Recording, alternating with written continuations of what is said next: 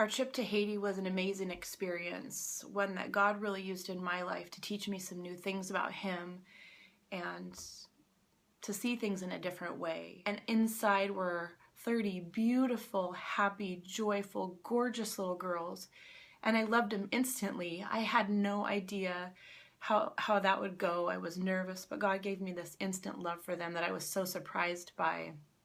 We had such a great time, enjoyed fellowshipping with them, even though we couldn't communicate very well, singing songs and just loving them for days. And as my heart grew to love them, it really caused me to wrestle with God and to talk to Him and pray to Him about why they were in this circumstance. And over time, God really worked me through the idea of understanding His timing and His sovereignty and His control and His perfect plan, even for these sweet little precious people in Haiti, without a real mom and dad, without all of the luxuries that I have. And at a certain point, God really worked me into realizing that He was in control of them. He was serving them His best. It just was very impacting to me, and the thing that caused me to change my ideas about God the most, to understand that what we think of as perfect circumstances or ideal, or what we think would be best for someone else, isn't always the case.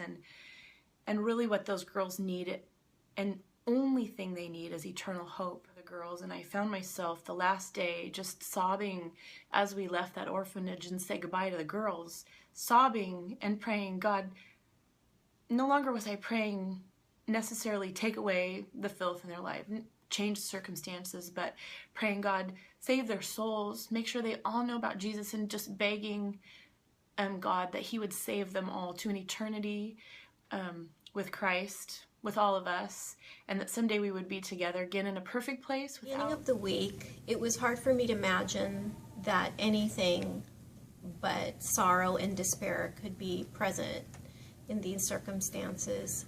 But the Lord gently reminded me that their need is the same need that we have. It's not the need for a fulfilled American dream or even enough counseling to deal with the pain of the past, but it's the need of a Savior. Garbage burning on the side of the road where everyone was set up. It was just overwhelming to see poverty like that, and there was just so much of it. Pierre and Lorphine are just really committed to raising these girls in the knowledge of Christ so that they can have that hope for their lives. So they're faithfully teaching them about the Lord and His love for them. The truth of the matter was, I couldn't do anything to change their circumstances, and I couldn't heal the hurts of the past. But it became clear that if we introduce them to the Lord, the one who can, they could have hope in that for their future. It was clear that it wasn't about me and what I could bring to the table, but what the Lord could bring to their lives. He could bring comfort because of the pain of their past. He could bring hope and peace for their present, and He could help them in their future, whether they became a doctor or they became a humble dressmaker. But the Lord was teaching me all this time that their needs are the same needs that we have. We have a need for a Savior, and we have a need for a relationship with the Lord.